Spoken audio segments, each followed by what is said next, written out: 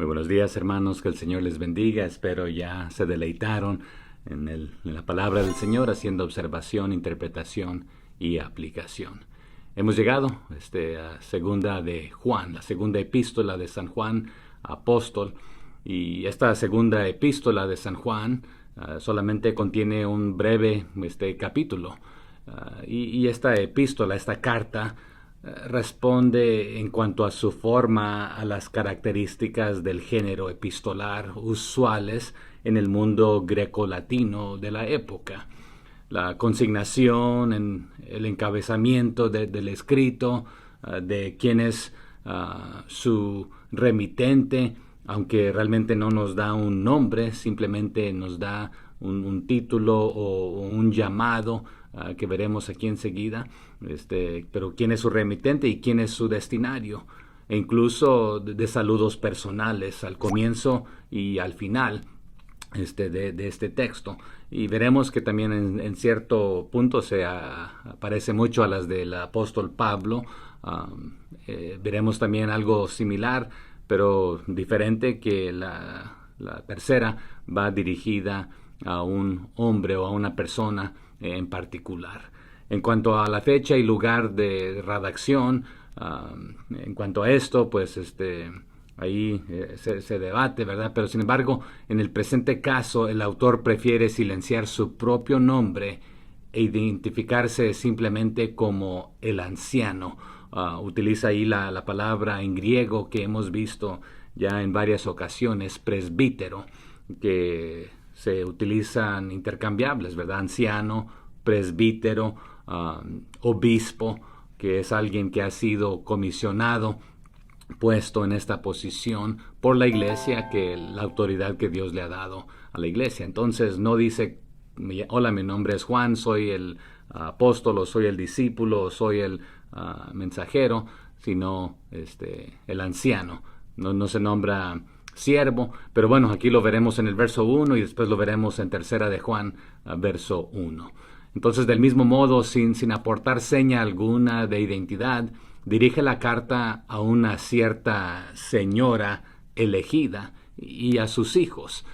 Y esto lo veremos en los versos 1 y 5. Y probablemente esta designación no corresponda a una mujer y a sus hijos en particular, a una familia. Algunos pudiesen debatir que era su esposa y sus hijos. Entonces la pregunta es una dama y su familia en particular que están recibiendo esto.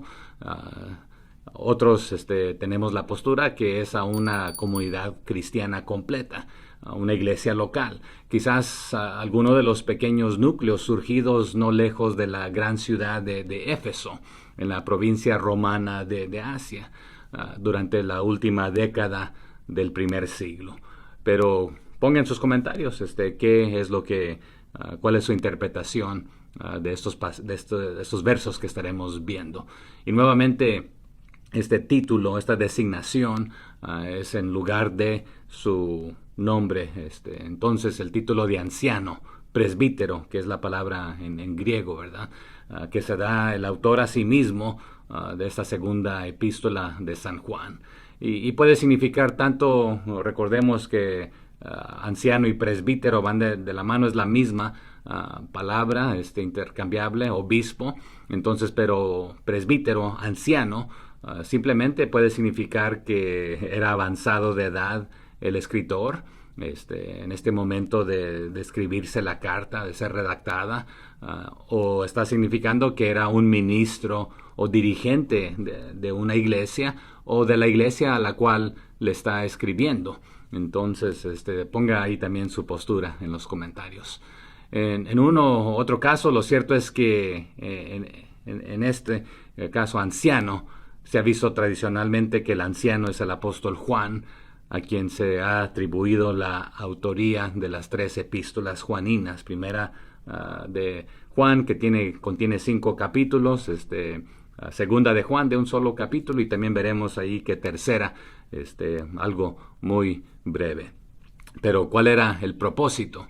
Bueno, el propósito de la segunda epístola de San Juan es prevenir a este grupo de creyentes si es que le está hablando a un grupo de creyentes o a una señora y a sus hijos, sobre las enseñanzas de ciertos engañadores, de ciertos falsos maestros. Y hemos visto que ya Juan y también Pedro y otros han advertido en cuanto a los falsos maestros y los falsos profetas. Pero estos engañadores, estos falsos maestros andaban predicando doctrinas contrarias a la divinidad de Jesucristo. Entonces, ¿qué hacían? Negaban la encarnación del Hijo de Dios. Y hemos aprendido que todo aquel que niega, que dice Jesús no es el Mesías, Jesucristo no es el Mesías, Él no es el Salvador, Él no es Dios, entonces hacen a Dios mentiroso. Entonces estos falsos maestros predicaban doctrinas contrarias a la divinidad de Jesucristo, negando la encarnación del Hijo de Dios y haciéndose acreedores a la calificación de anticristo. Y veremos esto ahí recalcado en el verso 7 de este capítulo. Pero frente a la actuación de tales personas, Juan exhorta a los cristianos a permanecer firmes en la verdad, bien plantados, bien sembrados, por cuanto la verdad permanece en ellos para siempre. Y esto lo veremos en los primeros 4 versículos inmediatamente. Y nuevamente la carta es corta, entonces simplemente les va a decir en cuanto a esto y después quiero ir a verlos. Entonces no está con ellos y por eso es que les está escribiendo, ¿verdad?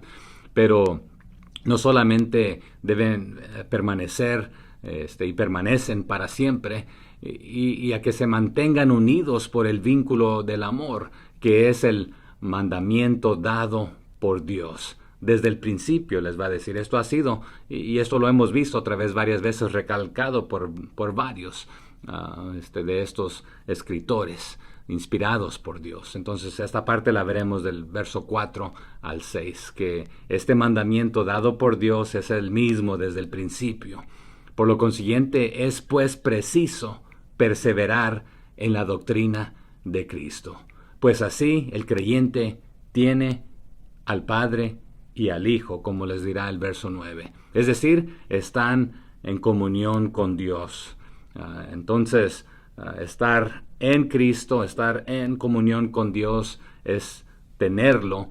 Entonces, el que lo niega, el que no lo tiene, el que lo rechaza, el que no cree, el que presenta mentiras, ten cuidado de estos, pero queremos que también vengan y procedan, dijo Pedro, ¿verdad? Pero aquí Juan recalcando esto. Entonces, el esquema del contenido otra vez es muy simple. Vamos a ver del verso 1 al 3 su salutación prácticamente, y después de los versos 4 al 11, ahí la exhortación a permanecer en la doctrina de Cristo.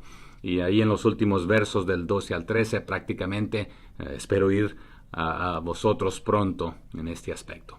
Bueno, acompáñeme ahí en su Biblia, segunda de Juan, capítulo 1, solamente, nuevamente, es un capítulo. Y como ya dijimos, aquí la entrada es la salutación. Entonces el verso 1 comienza diciendo el anciano, nuevamente presbítero, el presbítero, el pastor o el líder, el dirigente, el obispo, a la señora elegida y a sus hijos, a quienes yo amo en la verdad, y no solo yo, sino también todos los que han conocido la verdad. Entonces esta carta, pues tradicionalmente se ha creído otra vez que es de Juan, el mayor, a veces se le nombra también de esta manera, pero en el griego dice otra vez el anciano, ¿verdad? Del anciano. Escribo a la señora escogida y a sus hijos. Pero también se puede traducir o a la iglesia que Dios ha escogido y a sus miembros, a quienes amo en la verdad, como a todos los que conocen la verdad. Y recordemos que a la iglesia se le nombra la esposa, la novia, el novio siendo Jesucristo, la cabeza, ¿verdad? Entonces es muy dudoso de que simplemente le esté escribiendo a una mujer o a su esposa y a sus hijos, ¿verdad? En este aspecto. pero aún así sus hijos y su esposa pudieran ser partes de miembros de esta iglesia, pero por el motivo que quiere ir a verlos otra vez, veremos ahí que aclara unas cosas. Pero quiero hablar brevemente de esta palabra escogida en relación a esta mujer. El cognado es eklectos, un adjetivo derivado de klegomai, que significa seleccionar o escoger, también usado como sustantivo y apropiadamente seleccionado, elegido de, fuera de. Pero allá en Primera de Pedro capítulo 1, verso 1, también vimos esta palabra de elegidos, en griego que eklektois, los elegidos, entonces que proviene de eklectos, pero otra vez constituyen la iglesia del Señor. Entonces todos los que hemos sido elegidos, y la idea es esta, de que el que está en Cristo ha sido elegido para la salvación, y no es de que tú sí, tú no, tú no me caes bien. No es de esta manera. Entonces los elegidos, eclectos, constituimos la iglesia del Señor, el cuerpo, los creyentes. En Primera de Pedro 2:9 también vimos este aspecto, que Pedro les dice: vosotros sois linaje escogido. Entonces esta palabra otra vez, escogido, eclectos, ustedes son real sacerdocio, nación santa, llamados, entonces, y después dice de las tinieblas, ¿verdad? Sacados, llamados, entonces elegidos. Pero otra vez no fue de que tú sí, tú no, sino que todos. Y vamos a ver un ejemplo para respaldar esto más tarde ahí de Mateo. Pero la Biblia, quiero aclarar esto, que la Biblia nunca usa el término no elegido. O sea que tú sí eres elegido y tú no eres elegido. La Biblia nunca dice tú no eres elegido. Ni implica que alguien sea indiscriminadamente reprobado, en el sentido condenado por Dios al infierno. Entonces, o sea que a ti te elijo para la salvación y a ti para ir al infierno. No vemos a esto de Dios simplemente decidir automáticamente. Ya vimos que en Pedro también él desea que todos procedan al arrepentimiento. Pero en Mateo 22 del 1 al 14 vemos este término también, entonces no elegido en general. Por lo tanto, a menudo no nos ayuda, ya que produce fácilmente confusión teológica, y por lo tanto debe evitarse a menos que se use con mucha prudencia. Entonces, dice, son pocos los escogidos. Bueno, es más, lo invito a ir a ver ese pasaje y regresamos aquí a Mateo 22 del 1 al 14. Le doy unos segunditos ahí para que lo encuentre y para que lo veamos. Esta es la parábola de la fiesta de bodas, ¿verdad? Entonces Mateo capítulo 22 versos 1 al 14, que encontramos esta historia y es una historia que relata otra vez el aspecto de las bodas del Cordero, ¿verdad? La parábola de la fiesta de las bodas. Pero Jesús es quien la está relatando, ¿verdad? En este aspecto, pero utilizando este ejemplo. Entonces, Mateo 22 del 1 al 14. Dice, respondiendo Jesús les volvió a hablar en parábolas. Y otra vez, esta es una parábola. ¿Y qué es una parábola? ¿Cuál es el motivo de una parábola? Escríbalo ahí en los comentarios, ¿verdad? Entonces, pero Jesús utilizó esta parábola diciendo de esta manera: el reino de los cielos es semejante a un rey que hizo fiestas de bodas a su hijo.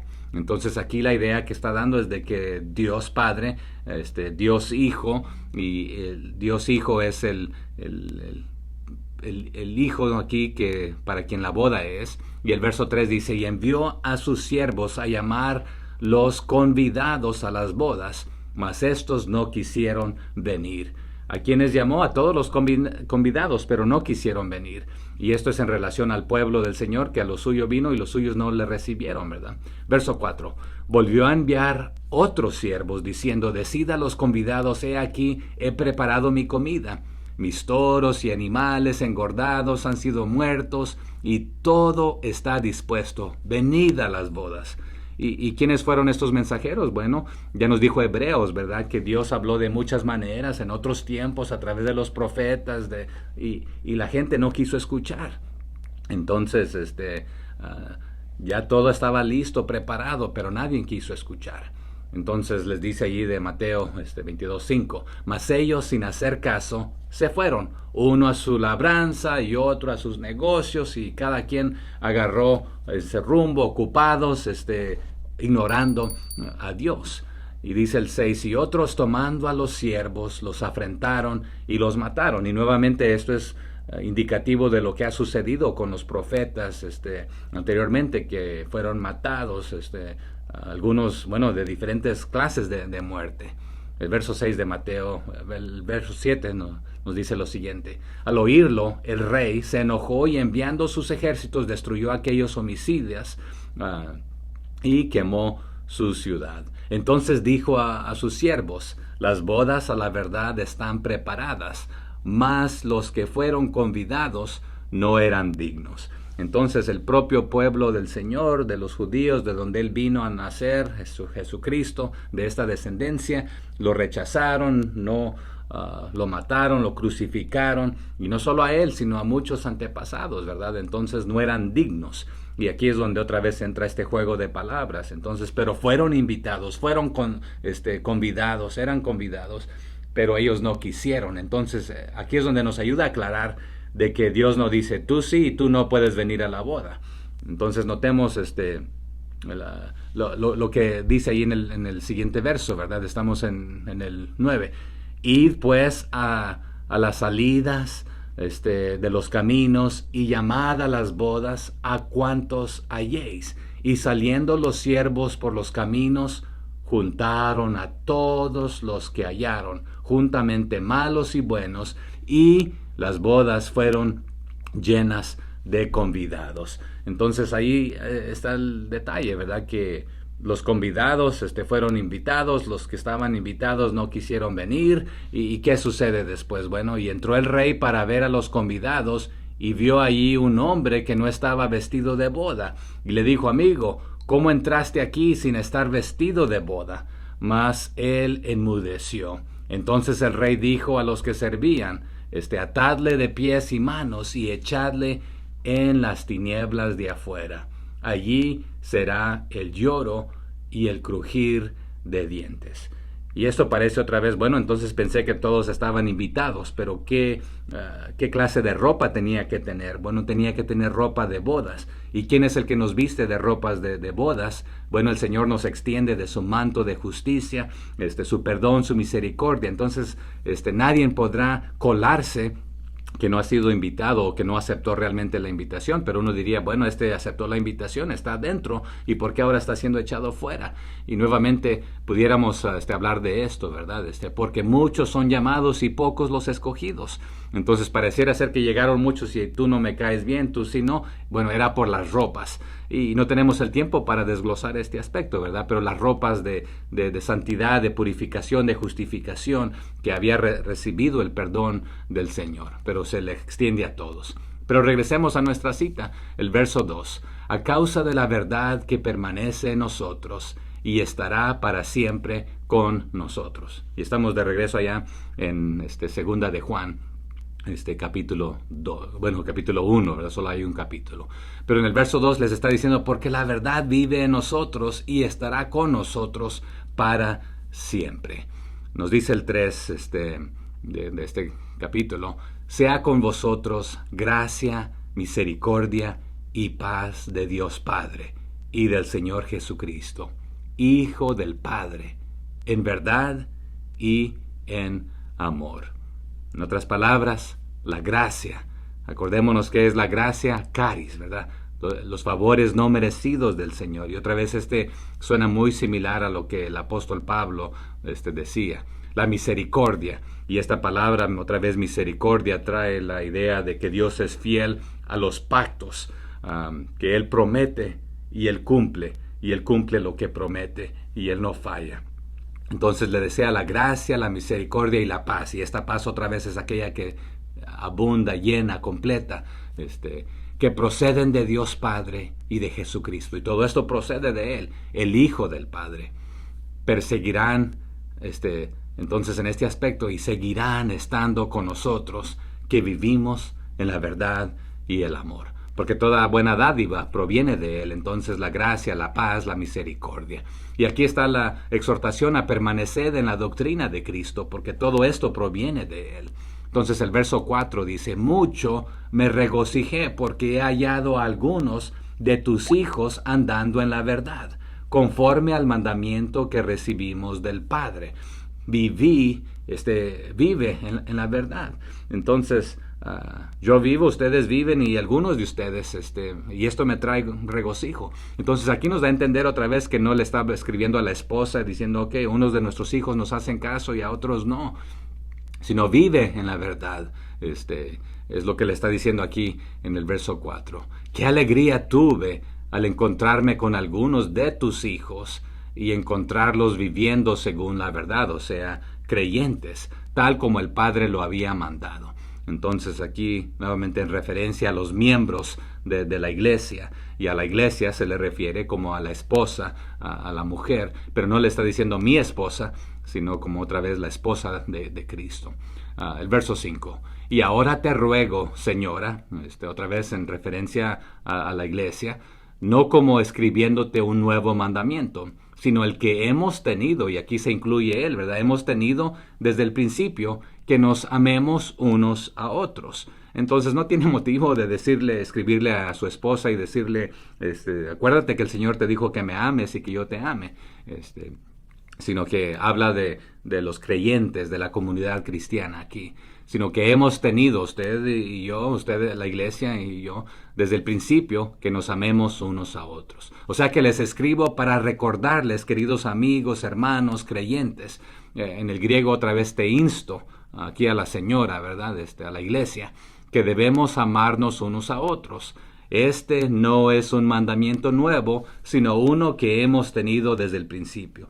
Y nuevamente pareciera ser, bueno, ¿por qué otra vez tiene que decirles esto? Si ya lo dijo en Primera de Juan también.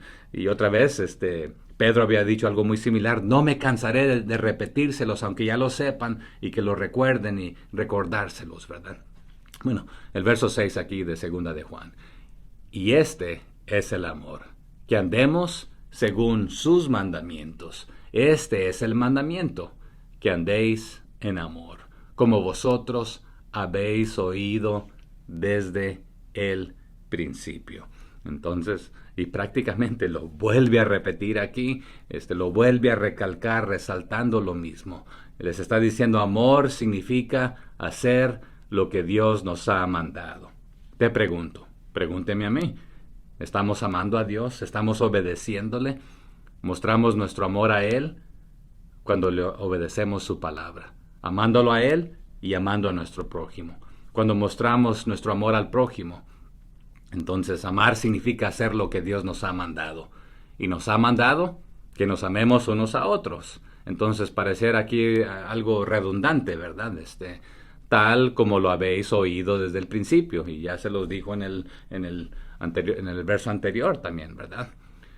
Pero, ¿cuál es el motivo que quiere recordarles esto y enseñarles esto? Bueno, aquí el 7 nos ayuda a entender esto. Porque muchos engañadores han salido por el mundo. Y esto lo vimos allá también anteriormente. Y Pedro me hace mención de esto. Porque muchos engañadores han salido por el mundo que no confiesan que Jesucristo ha venido en carne. Quien esto hace es el engañador y el anticristo. Entonces, y todos estos maestros que están enseñando, pues provienen de él, se oponen a lo que es Cristo, que Cristo es el Mesías, que Cristo es la verdad, el camino, nuestra salvación, nuestro todo, y estos niegan con sus acciones y sus palabras y quieren enseñarles a ustedes. Entonces digo esto porque muchos, no eran pocos, sino muchos engañadores han salido por el mundo. Niegan que Jesucristo vino y también niegan que vendrá porque lo descartan completamente y niegan que Jesucristo vendrá en cuerpo real, o sea que vino en cuerpo real y que vendrá nuevamente.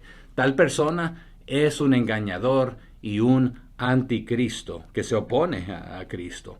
Entonces vimos anteriormente que también ya muchos anticristos han venido, ¿verdad? Pero vendrá uno más y vendrán otros. Verso 8.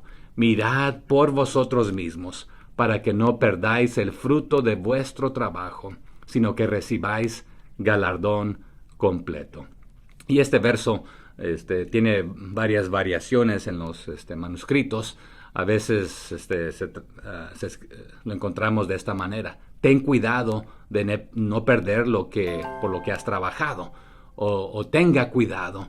También a veces lo encontramos: tengan cuidado de no perder lo que hemos trabajado tan duro para lograr, o sea, ustedes y mi persona, o sea, juntos. Pero también después cambia al singular: sé diligente para que recibas tu recompensa completa, o sea, como individuo, pero como iglesia, como congregación, o como esposa, como señora a la que le está escribiendo junto con sus hijos. Verso 9.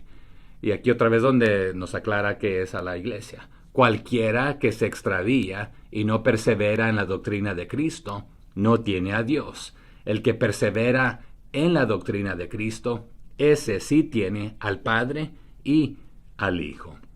Entonces, cualquiera que se desvía de esta enseñanza no tiene esta comunión, esta relación con Dios, porque está rechazando y viviendo algo opuesto a lo que hemos aprendido desde el principio.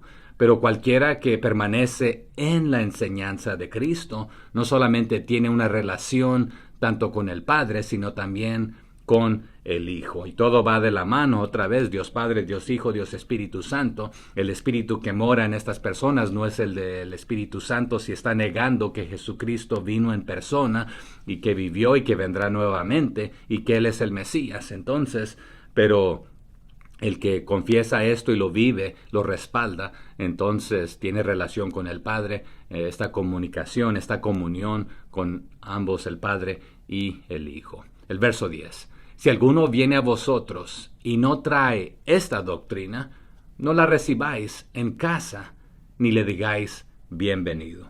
Entonces, venga a la iglesia, o venga a sus casas, o venga donde están reunidos, no le digas adelante, bien, gracias por venir y traernos esta palabra. Si alguien viene a su reunión y no enseña la verdad acerca de Cristo, no invite a esa persona a su casa ni le dé ningún tipo de aliento de seguir adelante. Hoy en día hay personas que vienen y tocan nuestras puertas y enseñan de otro evangelio, enseñan de que Jesucristo no es el camino, la verdad y la vida. ¿Qué hace usted? ¿Les da la bienvenida, los anima a seguir adelante? Bueno, considere esto. Verso 11. Porque el que le dice bienvenido participa en sus malas obras. O sea que cualquiera que aliente a tales personas se vuelve cómplice de su mala obra, diciéndole: oh, pásale adelante, descansa, compárteme, te ofrezco un vaso de agua, etc. No lo hagas, dice. No, porque tú te haces cómplice o participas de esta mala obra. Entonces, aunque tú creas, pero tú lo recibes, y algunos dirán: bueno, los voy a entretener para que no vayan y les hablen a otros. Y aquí en el verso 12 es donde les dice: espero ir a ustedes pronto, a vosotros. En el 12 dice: tengo muchas cosas que escribiros, pero voy a ser breve, ¿verdad? Pero no he querido hacerlo por medio de papel y tinta, pues espero ir a vosotros y hablar cara a cara, para que nuestro gozo sea cumplido. Y nuevamente esto suena muy similar a lo que el apóstol Pablo escribía a las iglesias, a los individuos. Pero aquí me he puesto a pensar y no sabemos, ¿verdad? ¿Qué les diría el apóstol Juan aquí a este grupo de creyentes?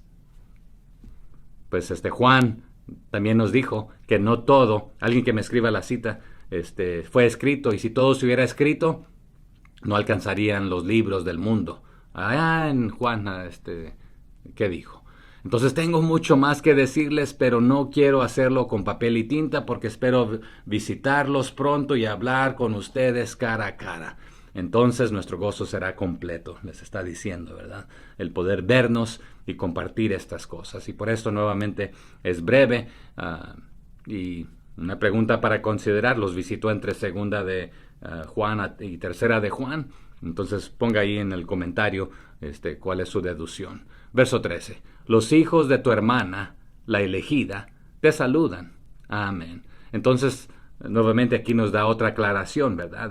Saludos de parte de los hijos de tu hermana, o de los miembros de su iglesia hermana, escogida por Dios también acá, ¿verdad? Entonces, aquí de una iglesia a otra, Bendiciones y saludos. Continuamos aprendiendo, hermanos. Ahí está mi lectura con breves comentarios. Compártame lo que usted está aprendiendo. Suscríbase, invite a otros a aprender con nosotros o a compartir con nosotros también para aprender de ellos y los unos de los otros. Bendiciones.